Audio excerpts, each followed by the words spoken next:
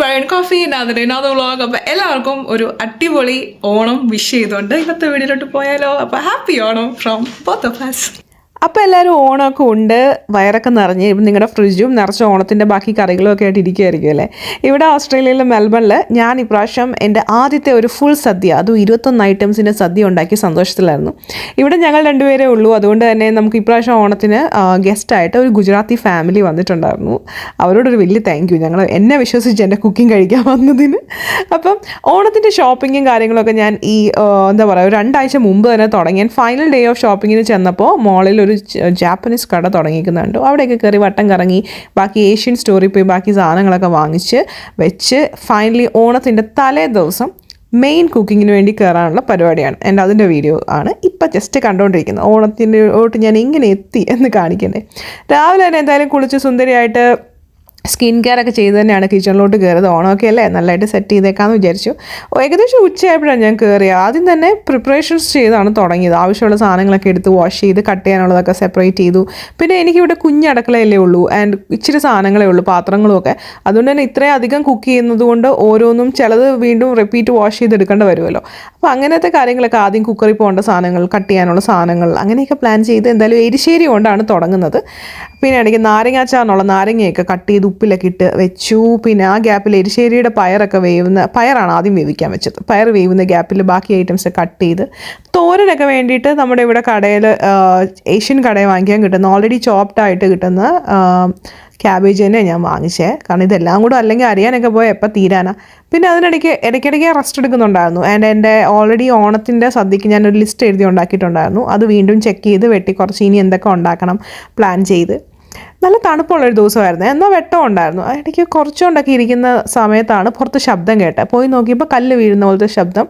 പുതുമയുള്ള കാര്യമൊന്നുമല്ല. മെൽബണിൽ ആലിപ്പഴം വീഴുന്നത് മിക്കവാറും ഉണ്ടാവാറുള്ള കാര്യമാണ്. ആൻഡ് ഈ കാണുന്ന ആലിപ്പഴമാണ്. നല്ല തണുപ്പാട്ടോ ഇതങ്ങോട്ട് വീണ് കഴിഞ്ഞാൽ, ഐസ് കട്ടയല്ലേ വീഴുന്നത്. പണ്ടൊക്കെ എനിക്കിത് കാണുമ്പോൾ ഭയങ്കര സന്തോഷമായിരുന്നു. പിന്നെയാണ് എന്നോട് പോൾ പറഞ്ഞു തന്നത് ഇത് നമ്മുടെ വണ്ടിയിലൊക്കെ വീണാൽ വണ്ടിയൊക്കെ നശിച്ചു പോകാൻ സാധ്യതയുള്ള അത്രയും ദുരന്ത സംഭവമാണ്. അതുകൊണ്ട് അത്ര സന്തോഷിക്കാനുള്ള സാധനമല്ല ആലിപ്പഴം എന്നെനിക്കിപ്പം മനസ്സിലാവുന്നു. ആൻഡ് ദെൻ വീടൊക്കെ നല്ലപോലെ തണുത്തു ആലിപ്പഴം വീണ ഒരു തണുപ്പിൽ. അന്റാർട്ടിക്ക പോലെയുണ്ട് ഇപ്പോൾ.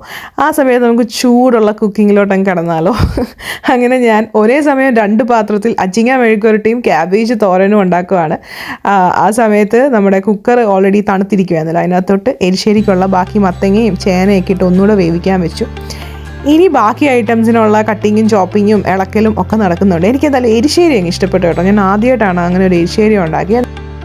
സദ്യ കഴിക്കുമ്പം പണ്ടത്തെ നമ്മുടെ വീട്ടിൽ കഴിച്ച ഓർമ്മയിൽ എനിക്ക് ഏറ്റവും ഇഷ്ടമുള്ളത് ഇതിനകത്ത് മധുരക്കറി ഇഷ്ടമാണ്, പറഞ്ഞാൽ ഇഞ്ചിക്കറി ഇഷ്ടമാണ്. പക്ഷേ ഇതിനേക്കാളൊക്കെ എനിക്ക് അന്ന് ഏറ്റവും കൂടുതൽ ഫേവറേറ്റ് എൻ്റെ അമ്മ പണ്ടുണ്ടാക്കിക്കൊണ്ടിരുന്ന ഒരു വെണ്ടയ്ക്ക പച്ചടിയുണ്ട്.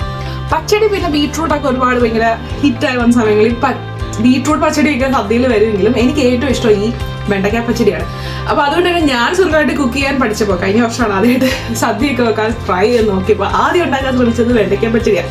പക്ഷേ ഞാൻ വെച്ചാൽ വീട്ടിലെ റെസിപ്പി എൻ്റെ അമ്മയോട് ചോദിച്ചപ്പോൾ അമ്മ പറഞ്ഞത് അമ്മ ഇപ്പം ബീട്രൂട്ടാണ് ഉണ്ടാക്കുന്നത്. ഞാൻ പറഞ്ഞു ഇല്ലല്ലോ എനിക്ക് വേണ്ടത് പഴയ റെസിപ്പിയാണെന്ന് പറഞ്ഞു. അപ്പോൾ അങ്ങനെ ഒരു ഈസി ആയിട്ടുള്ള ഒരു വെണ്ടയ്ക്ക പച്ചടി റെസിപ്പി ഉണ്ട്, അത് കണ്ടാലും. അപ്പം ഇതിൻ്റെ ആവശ്യമുള്ള സാധനങ്ങൾ ഭയങ്കര ഈസിയാണ്. ജസ്റ്റ് ഒന്ന് പറഞ്ഞേക്കാം, കാരണം ജസ്റ്റ് ഇൻ കേസ് ഞാൻ വീഡിയോയിൽ മിസ്സായി പോയെങ്കിലും. വെണ്ടയ്ക്ക ഇങ്ങനെയോ അല്ലെങ്കിൽ 4ആയിട്ടോ കുനുകുനെ അരിഞ്ഞതും.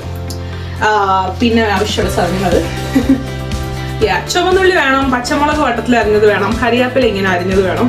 ലാസ്റ്റ് വഴട്ടാൻ വേണ്ടി ഇതിനെ സർക്കിൾ പോലെ വട്ടത്തിൽ കട്ട് ചെയ്ത വറ്റൽമുളകും, ഇഞ്ചി. യെസ്, ഇഞ്ചി ഓൾറെഡി കുറേ ചോപ്പ് ചെയ്ത് വെച്ചിട്ടുണ്ട്. ഇഞ്ചിയും ഇത്രയും സാധനമാണ് വേണ്ടത്. അപ്പോൾ ഇവരെ എല്ലാവരും കൂടി ഫ്രൈ ചെയ്തിട്ട് നേരെ തൈരിനകത്ത് ഇട്ട് വെച്ചിട്ടുണ്ടായി വരുന്ന ഒരു അടിപൊളി ഈസി ആയിട്ടുള്ള ഒരു പച്ചടിയാണ്.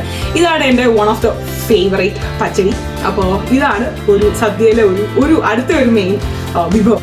അങ്ങനെ പച്ചടിയുടെ ഐറ്റംസൊക്കെ വറുത്ത് മാറ്റി വെച്ച ശേഷം നല്ലപോലെ ചൂടാറി കഴിയുമ്പോൾ നല്ല പുളിയുള്ള തൈരിനകത്തിട്ട് ഇളക്കി ഉലുവാപ്പൊടി ചേർത്ത് ഇളക്കി വെച്ച് കഴിഞ്ഞാൽ പച്ചടി റെഡിയാവും. അത് എനിക്ക് തോന്നുന്നു നേരത്തെ ഉണ്ടാക്കി വെക്കുന്നതാണ് നല്ലത്, കാരണം അത് എൻ്റെ ഫ്ലേവറൊക്കെ പിടിച്ച് സദ്യ വിളമ്പുമ്പോൾ നല്ല ടേസ്റ്റ് ആയിരിക്കും.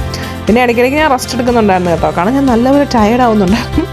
ആൻഡ് ആദ്യമായിട്ട് ഒരു ഫുൾ ഓണസദ്യ ഒറ്റയ്ക്ക് ചെയ്യുന്നതും പ്രത്യേകിച്ച് കൈക്ക് ഹെൽപ്പൊന്നും ആ സമയത്ത് കിട്ടിയില്ല, ആരും ഇല്ലായിരുന്നത് കൊണ്ടും ഞാൻ നല്ലപോലെ ടയേർഡ് ആവുന്നുണ്ടായിരുന്നു. എന്തായാലും അവസാനം വൈകിട്ട് 12 മണിയൊക്കെ ആയപ്പോൾ ഞാൻ ഒരുമാതിരിപ്പെട്ട എല്ലാ കറികളും ഉണ്ടാക്കി മേശപ്പുറത്തേന് അടുക്കി വെച്ചു.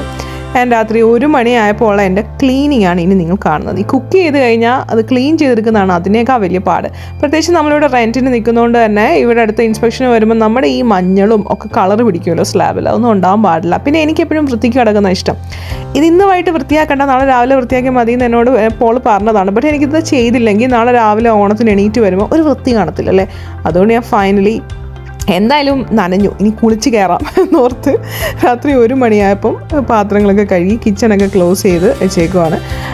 ഇനി പോയി സമാധാനമായി കിടന്നുറങ്ങി രാവിലെ എണീക്കാം. ആൻഡ് ഫൈനലി തിരുവോണമായി, അല്ലെങ്കിൽ ഇന്നാണ് തിരുവോണം, ഇന്നായിരുന്നു തിരുവോണം. രാവിലെ ഇന്ന് ലൈറ്റ് ബ്രേക്ക്ഫാസ്റ്റ് മതി. വീണ്ടും എൻ്റെ ലിസ്റ്റ് അവിടെ ഇരിപ്പുണ്ട്. പാർലിജി ബിസ്ക്കറ്റും പിന്നെ എന്താ നമ്മുടെ സ്കോച്ച് ഫിംഗർ ബിസ്ക്കറ്റും ഏത്തയ്ക്ക പുഴുങ്ങിയതൊക്കെ കഴിച്ച് കട്ടങ്കാപ്പിയൊക്കെ കുടിച്ച് രാവിലത്തെ ഇനി മിച്ചമുള്ള ഐറ്റംസ് പായസം ഉണ്ടാക്കണം, സാമ്പാർ ഉണ്ടാക്കണം. ഇന്നലെ ഞാൻ മോരൊക്കെ ഉണ്ടാക്കി വെച്ചായിരുന്നു കേട്ടോ, നാരങ്ങാച്ചാറും മുളകും ഒക്കെ വറുത്ത് വെച്ചിട്ടുണ്ടായിരുന്നു. അങ്ങനെ പായസമൊക്കെ ഉണ്ടാക്കി വീണ്ടും ഒരിക്കൽ കൂടെ ഫ്രഷായി ടേബിൾ സെറ്റ് ചെയ്യാനുള്ള പരിപാടിയാണ്. എനിക്ക് ഏറ്റവും ഇഷ്ടമുള്ള പരിപാടി ഈ ടേബിൾ സെറ്റ് ചെയ്യുന്ന. ചോറ് ഇപ്രാവശ്യം 2 ടൈപ്പ് ചോറ് വെച്ചിട്ടുണ്ട്. കാരണം വരുന്നത് ഗുജറാത്തി ഫാമിലി ആയതുകൊണ്ട് തന്നെ അവർക്ക് നമ്മുടെ മട്ട റൈസ് പിടിക്കില്ലായിരിക്കുമല്ലോ, അപ്പം അവരതും കഴിച്ചു കേട്ടോ. ഇനി നമുക്ക് ടേബിൾ സെറ്റ് ചെയ്താലോ. ടേബിളിൽ പോലെ ഉള്ള അലങ്കോലപ്പണികൾ ഞാൻ നേരത്തെ തുടങ്ങിയായിരുന്നു. ആ സമയത്താണ് ന്യൂസിലൻഡിൽ നിന്ന് എൻ്റെ ഒരു ഫ്രണ്ട് എന്നോട് ക്യാപ്പ് ചെയ്ത് ശ്രുതി ആൻഡ് ഫാമിലി വന്നത്. അവർ കൊണ്ട് തന്ന ഫ്ലവേഴ്സാണ് കാണുന്നത്. അടിപൊളി ഒരു ഫ്ലവറാണ്, നല്ലൊരു കുപ്പിക്കകത്ത്. അപ്പോൾ അത് അടിപൊളിയായിട്ട് എൻ്റെ ടേബിളിൽ മാച്ച് ചെയ്തു. പിന്നെ ഈ കാണുന്ന പാത്രങ്ങളൊക്കെ ഞാൻ അവിടെ നിന്ന് ഇവിടുന്നൊക്കെ പലപ്പോഴായിട്ട് വാങ്ങിച്ചു വെച്ചിട്ടുള്ള പരിപാടിയാണ്. എനിക്ക് ഭയങ്കര ഇഷ്ടമാണ് ടേബിളൊക്കെ സെറ്റ് ചെയ്ത് ആൾക്കാരെ ഇങ്ങനെ ഹോസ്റ്റ് ചെയ്യാൻ. ആലോചിച്ച് നോക്കിയപ്പോൾ കുറേ നാളായി നമ്മുടെ വീട്ടിൽ ആരെങ്കിലും ഗസ്റ്റൊക്കെ വന്നിട്ട്. അതുകൊണ്ട് തന്നെ ഇപ്രാവശ്യം ഇവർ വന്നപ്പോൾ വീണ്ടും വീടൊക്കെ ഒന്ന് വൃത്തിയാക്കി മോഡിഫിക്കേഷനൊക്കെ നടത്താൻ പറ്റി. ഇതൊക്കെ തന്നെയല്ലേ ഇതിൻ്റെ ഒരു സന്തോഷമല്ലേ. പണ്ട് കുഞ്ഞിലെ അമ്മ വീട്ടിൽ പോയിട്ടാണ് ഏറ്റവും കൂടുതൽ ഓണം ആഘോഷിച്ചിട്ടുള്ളത് ഞാൻ. അവിടെ പോകുമ്പോൾ അമ്മയും അമ്മായിമാരും ഒക്കെ ഇങ്ങനെ കഷ്ടപ്പെട്ടുണ്ടാക്കുന്നത് കണ്ട്, പക്ഷേ ഓണം കഴിയുമ്പോൾ കിട്ടുന്നൊരു സന്തോഷമുണ്ടല്ലോ, അതിൻ്റെയൊക്കെ ഒരു ബാക്കി പത്രമാണ് ഇവിടെ ഇപ്പോൾ മെൽബണിൽ. ഇത്രയും കഷ്ടപ്പെട്ടു ഞാൻ, ശരിക്കും ഞാൻ വേർത്തു വല്ലാതെ മടുത്തു പോയി. എങ്കിലും ലൈഫിൽ മറക്കാനാവാത്ത ഒരു ഓണസദ്യ ഉണ്ടാക്കാൻ പറ്റിയത്. പാലട പായസമാണ് എൻ്റെ പാലട കോർണറിൽ നിന്ന് പോൾ വിളമ്പി കൊടുത്തുകൊണ്ടിരിക്കുന്നത്. അപ്പോൾ അത്രയൊക്കെ ഉള്ളായിരുന്നുള്ളൂ എൻ്റെ ഇപ്രാവശ്യത്തെ ഓണം സെലിബ്രേഷൻ. ആൻഡ് ഈ കാണുന്ന മൗഗ്ലിയാണ്. നാട്ടിൽ മൗഗ്ലിക്ക് ഓണം കൊടുക്കാതെ നമുക്കൊരു ഓണപ്പരിപാടിയില്ല കേട്ടോ. അപ്പോൾ മൗഗ്ലി ആശാൻ ഓണം ഉണ്ണുന്ന വീഡിയോ കാണിച്ചുകൊണ്ട് തൽക്കാലം ഞാൻ നിർത്തുകയാണ്. എൻ്റെ ഈ വീഡിയോ ഇഷ്ടപ്പെട്ടെങ്കിൽ ലൈക്ക് ചെയ്യാനും ഷെയർ ചെയ്യാനും സബ്സ്ക്രൈബ് ചെയ്യാനും മറക്കണ്ട. അടുത്ത വീഡിയോസൊക്കെ ആയിട്ട് വരുമ്പോൾ കാണാൻ മറക്കണ്ട. അപ്പം നിങ്ങളെ എല്ലാവർക്കും എന്താ പറയുക, ഒരിക്കൽ കൂടെ ഒരു ഓണാശംസകൾ അറിയിച്ചുകൊണ്ട് തൽക്കാലം ബെറൈൻ കോഫി സൈനിങ് ഓഫ്.